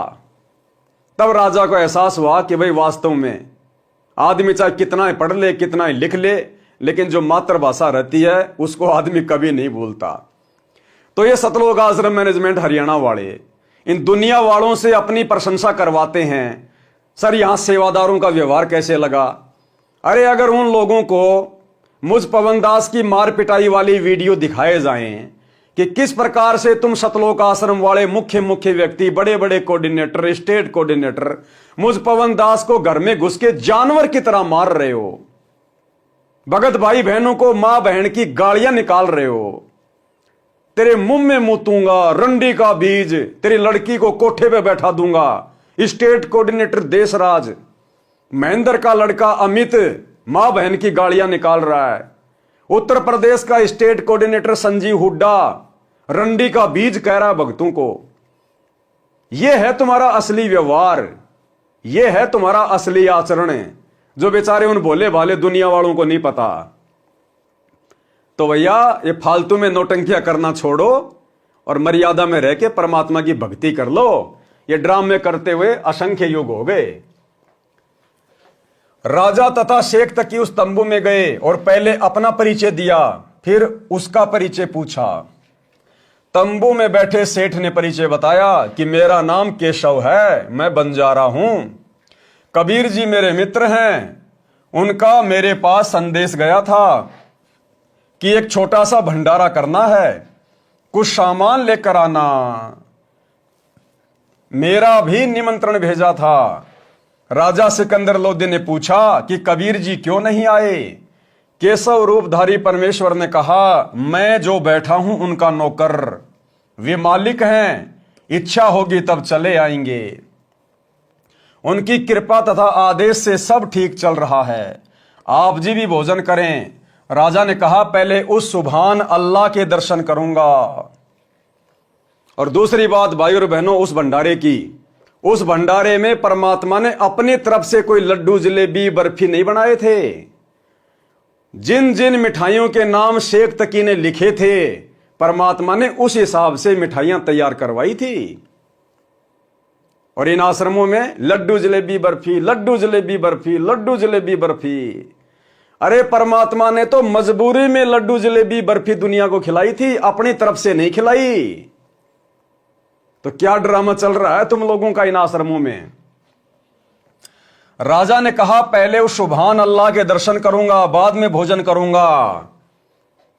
और वर्तमान में इन आश्रमों में लड्डू जलेबी बर्फी खाने वाले भगत भाई बहन, तुम्हारा अल्लाह बैठा हिसार जेल में और तुम भूखी भैंस की तरह टूट पड़ते हो लड्डू जलेबी बर्फी के ऊपर। अरे अपने गुरु की गैर हाजिरी में धिक्कार है हमारे को उन आश्रमों में जाना, धिक्कार। तुम्हारा बाप तो हिसार जेल में सब्जी रोटी खा रहा है, दाल रोटी खा रहा है, और जेल की रोटियां कैसी मिलती हैं, जेल की सब्जी कैसी है, और तुम उसके पीठ पीछे उसके नाम की आड़ में लड्डू जलेबी बर्फी, लड्डू जलेबी बर्फी। समय का इंतजार करो। राजा ने कहा पहले उस सुभान अल्लाह के दर्शन करूंगा, बाद में भोजन करूंगा। यह कहकर हाथी पर बैठकर राजा सिकंदर कबीर जी की कुटिया पर पहुंचे। साथ में कई अंगरक्षक भी थे। कबीर परमेश्वर जी को संत रविदास जी ने सुबह ही बता दिया था कि हे कबीर जी, आज तो विरोधियों ने बनारस छोड़कर भगाने का कार्य कर दिया। आपके नाम से पत्र भेज रखे हैं और ऐसा ऐसा लिखा है, लगभग 18 लाख व्यक्ति साधु संत लंगर खाने पहुंच चुके हैं। कबीर जी ने कहा कि मित्र आजा, बैठ जा, दरवाजा बंद करके सांकड़ लगा ले। आज का दिन बिताकर रात्रि में अपने परिवार को लेकर भाग जाऊंगा। यानी जैसा रिएक्शन रविदास जी ने दिया वैसा ही रिएक्शन परमात्मा ने दे दिया। जब भगत ने ही अपने गुरु को भगवान नहीं माना तो भगवान कैसे अपने आप को भगवान बताएगा। रविदास जी ने कहा कि भगवान आज तो काशी से भगाने का पूरा बंदोबस्त कर दिया इन लोगों ने, 18 लाख लोग आ गए लंगर खाने, हम कहां से करवा देंगे। क्यों भाई, अगर रविदास जी को विश्वास होता कि ये कबीर ही परमात्मा है, सारी सृष्टि का रचनहार है, जो तीनों लोकों में प्रवेश करके असंख्य आत्माओं को प्रतिदिन भोजन करवा रहा है, तो 18 लाख को भोजन नहीं करवाएगा। अरे बाकी समय भी तो उन 18 लाख को यही परमात्मा भोजन करवा रहा था। लेकिन रविदास जी को पूर्ण तत्व ज्ञान नहीं था। उन्होंने कबीर जी को अपना गुरु अवश्य बना रखा था, लेकिन वो परमात्मा नहीं मानते थे। जब परमात्मा कबीर जी ने देखा कि भगत तो भाई बैकी बैकी बातें कर रहा है, तो परमात्मा ने भी उसी हिसाब से जवाब दिया कि भैया सांकड़ लगा ले, दरवाजा बंद कर ले, दिन दिन काट लो, रात को यहां से निकल लेंगे अपन। तो परमात्मा ने भी भगत के अनुसार ही जवाब दिया। कई अन्य शहर गांव में निर्वाह कर लूंगा, जब उनको कुछ खाने को मिलेगा ही नहीं तो झल्लाकर गाली गलौज करके चले जाएंगे। हम सांकड़ खोलेंगे ही नहीं, यदि किवाड़ तोड़ेंगे तो हाथ जोड़ लूंगा कि मेरा सामर्थ्य आप जी को भंडारा कराने का नहीं है। गलती से पत्थर डाले गए, मारो भावे छोड़ो। दोनों संत माला लेकर भक्ति करने लगे। मुंह बोले माता पिता तथा मृतक जीवित किए हुए लड़का तथा लड़की सुबह सैर करने को गए थे। इतने में दिल्ली के बादशाह सिकंदर लोदी ने दरवाजा खटखटाया। संत रविदास जी ने कहा, प्रभु लगता है अतिथि यहां पर भी पहुंच गए। डर गए रविदास जी। कबीर जी ने कहा कि देख सुराग से बच्चे तो नहीं आ गए हैं। रविदास जी ने देखकर बताया कि नहीं। क्या कबीर परमात्मा अंतर्यामी नहीं थे क्या उनको पता नहीं था कि दरवाजे पर कौन आया है, बच्चे आए हैं या सिकंदर लोदी आया है। लेकिन 650 साल पहले भी परमात्मा ने अंतर्यामीपना नहीं दिखाया। फिर आज हिसार जेल में बैठकर कैसे परमात्मा अंतर्यामीपना दिखाएंगे। तो वही लीला आज चल रही है। जैसा गुरुजी को उनके परिवार के द्वारा राग द्वेष ईर्ष्या में आकर अन्य भक्तों की गुरुजी के सामने शिकायत की जाती है, प्रार्थना लगाई जाती है, गुरुजी वैसा ही जवाब दे देते हैं, वैसा ही जवाब। जबकि गुरु जी को तो सब पता है कि कौन गलत है कौन सही है, कौन गुरुद्रोही है कौन गुरुमुखी है। तो गुरु जी अंतर्यामीपना नहीं दिखाएंगे, जबकि वर्तमान में तो 2014 बरवाला कांड के बाद से परीक्षा चल रही है। इस परीक्षा के समय में तो बिल्कुल भी अंतर्यामीपना नहीं दिखाएंगे। अरे जब 650 साल पहले नहीं दिखाया, रविदास जी को कह रहे हैं कि देख बच्चे घूम के आए हैं या फिर कोई और आ गया। जब उस समय अंतर्यामीपना नहीं दिखाया तो आज भी नहीं दिखाएंगे। तो भाई और बहनों, गुरुदेव भगवान के द्वारा जो भगत भाई बहनों की 9 एंट्रियां की जा रही हैं, पीले पर्चे आ रहे हैं, हम सत्सेवकों को गुरुद्रोही कहा गया है। उस परमात्मा को पता है कि कौन सही है कौन गलत है, लेकिन जैसा गुरुदेव के काल प्रेरित परिवार के द्वारा गुरुदेव को एक मानुष मानकर, अपने जैसा जीव मानकर उनके सामने जैसा झूठ परोसा जाता है, परमात्मा वैसा ही जवाब दे देते हैं।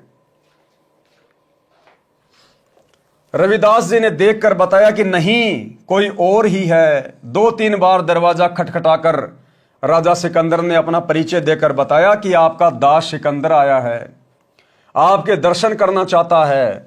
परमेश्वर कबीर जी ने कहा, राजन आज दरवाजा नहीं खोलूंगा, मेरे नाम से झूठी चिट्ठियां भेज रखी हैं, लाखों संत भगत पहुंच चुके हैं, रात्रि होते ही मैं अपने परिवार को लेकर कहीं दूर चला जाऊंगा। सिकंदर लोदी ने कहा, परवरदिगार आप मुझे नहीं बहका सकते। अरे भैया, आप तो बह के बहकाए थे। सिकंदर लोदी तो बहकाया था, ये तो खाली नौटंकी कर रहा झूठी। अगर सिकंदर लोदी को वहां पर कोई भोजन भंडारे की व्यवस्था नहीं दिखाई देती, अगर परमात्मा ने 9 लाख बैलों के ऊपर वो भोजन पानी की व्यवस्था नहीं की होती, वहां टेंट नहीं लगाए होते, दोहर मोहर नहीं बांटी जा रही होती, तो उन साधु संतों के कहने से इतनी जनता को देखकर सिकंदर लोदी फिर से कबीर परमात्मा को पकड़कर खूनी हाथी के नीचे डालने का आदेश दे देता। लेकिन सिकंदर ने तो देख लिया था कि भंडारा लग रहा है, दुनिया खा रही है, सोने की मोहर और दोहर बांटी जा रही है, तब जाके आधीन हुआ कि परवरदिगार आप मुझे नहीं बहका सकते। अगर वहां भंडारा नहीं चल रहा होता, उस समय मानते सिकंदर लोदी को, फिर भी जाकर कहता कि परवरदिगार आप मुझे नहीं बहका सकते, आप तो अल्लाह हो, परमात्मा हो। सिकंदर लोदी ने कहा, परवरदिगार आप मुझे नहीं बहका सकते, मैं आपको निकट से जान चुका हूं, आप एक बार दरवाजा खोलो, मैं आपके दर्शन करके ही जलपान करूंगा। परमेश्वर की आज्ञा से रविदास जी ने दरवाजा खोला तो सिकंदर लोदी मुकुट पहने पहने ही चरणों में लौट गया और बताया कि आप अपने आप को छिपाकर बैठे हो, आप अपने आप को छिपाकर बैठे हो। आपने कितना सुंदर भंडारा लगा रखा है, आपका मित्र केशव आपके संदेश को पाकर सर्व सामान लेकर आया है, आपके नाम का अखंड भंडारा चल रहा है। अब सिकंदर लोदी कह रहा है कि मैं आपको पहचान चुका हूं, और फिर क्या कह रहा है कि आपने बहुत सुंदर भंडारा लगा रखा है, आपका मित्र केशव बंजारा सारी व्यवस्था संभाल रहा है। अरे कहां समझ गया भगवान को। अरे कबीर परमेश्वर की 650 साल पहले पारिवारिक स्थिति क्या थी, खुद का पेट भी मेहनत करके बड़ी मुश्किल से भरते थे। तो सिकंदर लोदी ने इतना भी दिमाग नहीं लगाया कि ऐसे गरीब आदमी का ऐसा कौन बंजारा फ्रेंड है, मित्र है, जो 18 लाख लोगों के लिए भंडारे की व्यवस्था कर देगा कबीर जी के कहने से।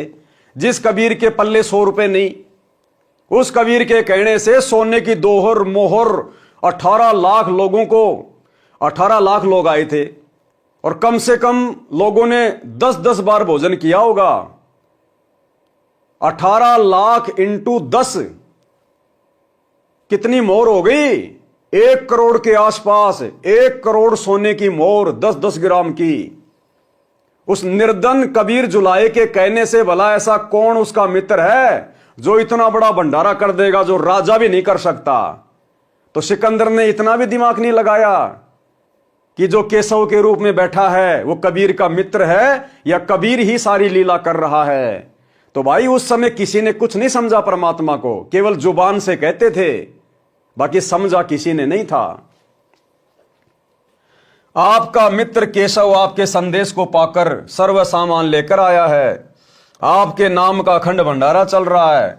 सभी अतिथि आपके दर्शनों के अभिलाषी हैं। कह रहे हैं कि देखें तो कौन है कबीर सेठ जिसने ऐसे खुले हाथ से लंगर कराया है।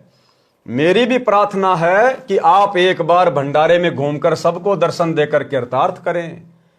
तब परमेश्वर कबीर जी उठे और कुटिया से बाहर आए तो आकाश से कबीर जी पर फूलों की वर्षा होने लगी तथा आकाश से आकर सिर पर सुंदर मुकुट अपने आप पहना गया। तब हाथी पर बैठकर कबीर जी तथा रविदास जी व राजा चले तो सिकंदर लोधी परमेश्वर कबीर जी पर चवर करने लगे और पीलवान से कहा कि हाथी को भंडारे के साथ लेकर चल। जो भी देखे और पूछे काशी वालों से कि कबीर सेठ कौन सा है, उत्तर मिले कि जिसके सिर पर मोर पंख वाला मुकुट है वह है कबीर सेठ। जिसके सिर पर मोर पंख वाला मुकुट है। आपने गुरुजी के छोटे कलयुगी भाई महेंद्र का इंटरव्यू सुना कि एक दिन मेरी आत्मा निकल के ऊपर ब्रह्मांड में गई और श्री कृष्ण जी के रूप में मुझे विष्णु भगवान के दर्शन हुए। उनके सिर पर मोर पंख लगा हुआ था। महेंद्र ने क्या कहा था? उनके सिर पर मोर पंख लगा हुआ था। और दास ने क्या बताया भाई बहनों को कि वो विष्णु नहीं था, श्री कृष्ण नहीं था। सतगुरु रामपाल जी भगवान कृष्ण का रूप बनाकर उस महेंद्र को दर्शन दिए थे। तो कौन था वो मोर पंख वाला? उत्तर मिले कि जिसके सिर पर मोर पंख वाला मुकुट है वह है कबीर सेठ, जिस पर सिकंदर लोधी दिल्ली के बादशाह चवर कर रहे हैं। सब एक स्वर में जय जयकार बोल रहे थे, जय हो कबीर सेठ की। जैसा लिखा था वैसा ही भंडारा कराया है। ऐसी व्यवस्था कहीं देखी न सुनी। भोजन खाने का स्थान बहुत लंबा चौड़ा था। उसमें घूमकर फिर वहीं पर आए जहां पर केशव टेंट में बैठा था। हाथी से उतरकर कबीर जी तंबू में पहुंचे तो अपने आप एक सुंदर पलंग आ गया। उसके ऊपर एक गद्दा बिछ गया, ऊपर गलीचे बिछ गए जिनकी झालरों में हीरे पन्ने लाल लगे थे। टेंट को ऊपर कर दिया गया जो दो तरफ से बंद था। अब भाई और बहनों, ये बात कौन बता सकता है कि 650 साल पहले काशी के चौपड़ के बाजार में परमात्मा ने जो भंडारे की व्यवस्था की थी, जिसमें टेंट लगाया गया था, वो केवल दो तरफ से ही बंद था। अरे टेंट तो चार तरफ से होता है ना। तो ये बात कौन कह सकता है कि वो टेंट केवल दो तरफ से ही बंद था और बाद में दो तरफ से भी उसको खोल दिया गया? कौन बता सकता है? जिसने वो भंडारा करवाया हो, जिसने आंखों से देखा हो। तो ये छोटे छोटे संकेत हैं जो ये सिद्ध करते हैं कि हमारे गुरुजी स्वयं केशव बंजारे, हमारे गुरुजी स्वयं कबीर परमात्मा, जिन्होंने 650 साल पहले वो भंडारा दिया। टेंट को ऊपर कर दिया गया जो दो तरफ से बंद था। खाना खाने के पश्चात सब दर्शनार्थ वहां आने लगे। तब परमेश्वर कबीर जी ने उन परमात्मा के लिए घर त्याग कर आश्रमों में रहने वालों तथा अन्य गृहस्थी व्यक्ति व ब्राह्मणों को आपस में केशव तथा कबीर जी ने आध्यात्मिक प्रश्न उत्तर करके सत्य ज्ञान समझाया। 8 पहर यानी 24 घंटे तक सत्संग करके उनका अज्ञान दूर किया। कई लाख साधुओं ने दीक्षा ली और अपना कल्याण कराया। विरोधियों ने तो परमेश्वर का बुरा करना चाहा था, परंतु परमात्मा को इकट्ठे करे कराए भगत मिल गए अपना ज्ञान सुनाने के लिए। उन भक्तों को सतलोक से आया हुआ उत्तम भोजन कराया, जिसके खाने से अच्छे विचार उत्पन्न हुए। उन्होंने परमेश्वर का तत्व ज्ञान समझा, दीक्षा ली तथा कबीर जी ने उनको वर्षों का खर्चा भी दक्षिणा के रूप में दिया। सब भंडारा पूरा करके सर्व सामान समेटकर बैलों पर रखकर जो सेवादार आए थे वे चल पड़े। तब सिकंदर लोधी, शेख तकी, कबीर जी, केशव जी तथा राजा के कई अंग रक्षक भी खड़े थे। अंग रक्षक ने आवाज लगाई कि बैल धरती से 6 इंच ऊपर चल रहे हैं। राजा के बॉडीगार्ड ने आवाज लगाई कि देखो रे देखो, ये बैल तो धरती से ऊपर चल रहे हैं। पृथ्वी पर पैर नहीं रख रहे। ये लीला देखकर सब हैरान थे। फिर कुछ देर बाद देखा तो आसपास तथा दूर तक न बैल दिखाई दी और न ही बंजारे और ना सेवक। सिकंदर लोदी ने पूछा, हे कबीर जी, बंजारे और बैल कहाँ गए? परमेश्वर कबीर जी ने उत्तर दिया कि जिस परमात्मा के लोक से आए थे उसी में चले गए। उसी समय केशव वाला स्वरूप देखते देखते कबीर जी के शरीर में समा गया।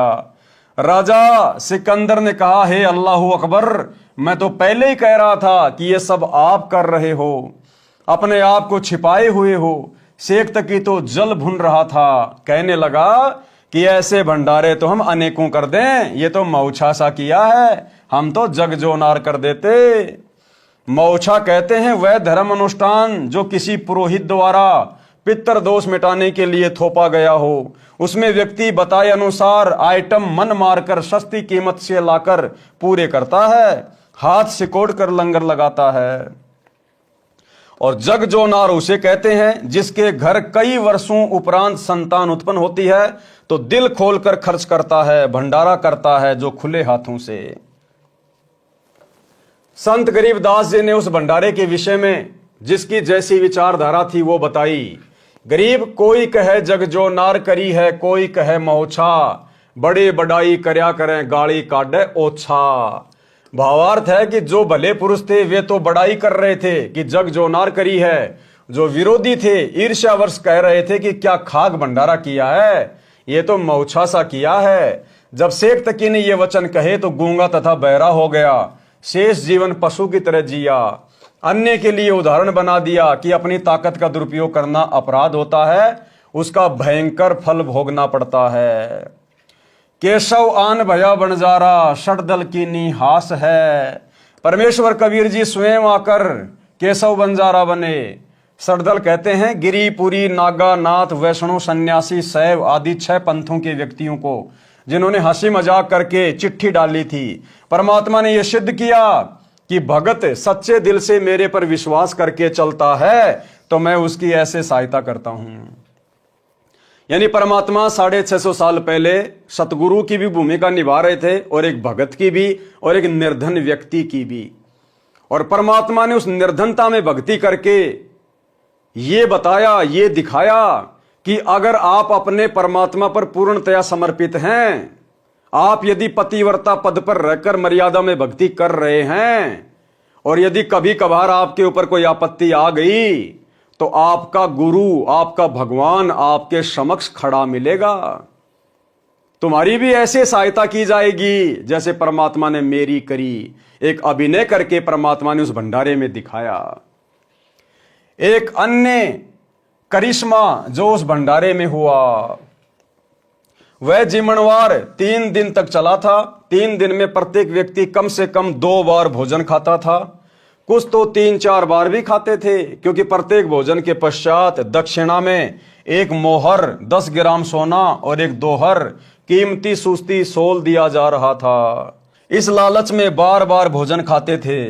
3 दिन तक 18 लाख व्यक्ति शौच तथा पेशाब करके काशी के चारों ओर ढेर लगा देते, काशी को सड़ा देते। काशी निवासियों तथा उन 18 लाख अतिथियों तथा 1 लाख सेवादार जो सतलोक से आए थे वहां गंध का ढेर लग जाता, श्वास लेना दूभर हो जाता, परंतु ऐसा महसूस ही नहीं हुआ। सब दिन में 2-3 बार भोजन खा रहे थे, परंतु शौच यानी लैट्रिन 1 बार भी नहीं जा रहे थे, न पेशाब कर रहे थे। इतना स्वादिष्ट भोजन था कि पेट भर भर कर खा रहे थे, पहले से दुगना खा रहे थे। उन सबको मध्य के दिन टेंशन, चिंता हुई कि न तो पेट भारी है, भूख भी ठीक लग रही है, कहीं रोगी ना हो जाएं। सतलोक से आए सेवकों को समस्या बताई तो उन्होंने कहा कि ये भोजन ऐसी जड़ी बूटियां डालकर बनाया है जिनसे ये शरीर में ही समा जाएगा। हम तो प्रतिदिन यही भोजन अपने लंगर में बनाते हैं, यही खाते हैं, हम कभी सोच नहीं जाते तथा ना पेशाब करते हैं, आप निश्चिंत रहो। फिर भी विचार कर रहे थे कि खाना खाया है, कुछ तो मल निकलना चाहिए। उनको लैट्रिन जाने का दबाव हुआ। वो लैट्रिन जाने का दबाव भी उस समय हुआ जब वो सब टेंशन में आ गए। तो परमात्मा से उनकी इतनी टेंशन भी नहीं देखी गई। परमात्मा ने जबरदस्ती उनको लैट्रिन लगा दी, जबरदस्ती उनको लैट्रिन जाने का दबाव हुआ। सब शहर से बाहर चल पड़े, टट्टी के लिए एकांत स्थान खोजकर बैठे तो गुदा से वायु निकली, पेट हल्का हो गया तथा वायु से सुगंध निकली, जैसे केवड़े का पानी छिड़का हो। सब अपनी गैस को सूंघ रहे हैं, सुगंधित गैस निकल रही है। तब जाकर उनको यकीन हुआ कि वो सेवादार सही कह रहे थे, भाई ये तो कोई विशेष जड़ी बूटी डाल के बनाया गया भोजन है, इसको खाने के बाद में लैट्रिन नहीं आती, पेशाब नहीं आता, सुगंध आती है, सुगंध। ये सब देखकर सबको सेवादारों की बात पर विश्वास हुआ, तब उनका भय समाप्त हुआ। परंतु फिर भी सबकी आंखों पर अज्ञान की पट्टी बंधी थी। परमेश्वर कबीर जी को परमेश्वर नहीं स्वीकारा। पुराणों में भी प्रकरण आता है कि अयोध्या के राजा ऋषभ देव जी राज त्याग कर जंगलों में साधना करते थे। उनका भोजन सुरख से आता था, उनके मल से सुगंध निकलती थी। आसपास के क्षेत्र के व्यक्ति इसको देखकर आश्चर्यचकित होते थे। इसी तरह सतलोक का भोजन आहार करने से केवल सुगंध निकलती है, मल नहीं। अब भैया अगर ये वही दिव्य धर्म यज्ञ दिवस इन आश्रमों में हो रहा है और सारी व्यवस्था यदि परमात्मा ही कर रहा है, तो भैया सैकड़ों की संख्या में लैट्रिन घर क्यों बना रखे ना आश्रमों में? अरे अगर परमात्मा सारी व्यवस्था करेगा, सारा काम करेगा, तो भैया फिर तो सुगंध आनी चाहिए, लैट्रिन तो आना ही नहीं चाहिए। और तुम खा खा के लड्डू जलेबी भर देते हो पूरे लैट्रिन को। वहां पर बेचारे सेवादारों को मेहनत करनी पड़ती है, हाथ दे दे के साफ करना पड़ता होगा वहां। तो भैया डींग मत मारा करो। ठीक है, भंडारा कर रहे हो, बहुत अच्छी बात है, कोई दिक्कत नहीं, लेकिन बढ़ा चढ़ा के अपनी प्रशंसा के लिए, मान बढ़ाई के लिए, ये तो काशी वाला भंडारा हो रहा है, ये तो काशी वाला भंडारा हो रहा है। तो काशी वाले भंडारे में तो कोई लैट्रिन नहीं करता था, तुम लोग लैट्रिन भर रहे हो। काशी वाले भंडारे में तो दोहर और मोहर दक्षिणा में दी जा रही थी, तुम भक्तों से ज्योति पाठ और दान का उल्टा पैसा ले रहे हो। ये अपने स्वार्थ के लिए, अपने धार्मिक धंधे के लिए, भगत समाज को ज्योति पाठ और दान के नाम पर लूटने के लिए किया जाने वाला भंडारा है। ये काशी वाला दिव्य धर्म यज्ञ दिवस नहीं है। धर्मदास जी को शरण में लेना। तो भाई और बहनों, आज के वीडियो में हम केवल इतना ही लेंगे। बाकी धर्मदास जी का जो प्रकरण है वो पूज्य गुरुदेव जी के आशीर्वाद से आप और हम सभी सत्सेवक भाई बहनों ने कबीर सागर के सरलार्थ में उसकी शुरुआत में ही बहुत अच्छे से समझ लिया है, पढ़ लिया है। परमात्मा की प्रेरणा से दास इसको दोबारा से रिपीट करना उचित नहीं समझता है। अब हम धर्मदास जी के आगे से जो प्रकरण शुरू होगा मुक्ति बोध में, कल रात्रि 8 बजे हम वहां से वीडियो शुरू करेंगे। तो आज के वीडियो में केवल इतना ही। सभी भगत भाई बहन कल रात्रि 8 बजे दास के Facebook page Pawan Das is live, Manav Dharmi Pawan दास पर लाइव जुड़िए। तब तक गुरुदेव भगवान हम सबको आज्ञा दे, इजाजत दे, आशीर्वाद दे। बंदी छोड़ सतगुरु रामपाल जी भगवान की जय हो। भाई जो गुरु बचन पे डट गे, कट गे फंद 84 के, कट गे फंद 84 के, कट गे फंद 84 के। भाई जो गुरु बचन पे डट गे, कट गे फंद 84 के, कट गे फंद 84 के, कट गे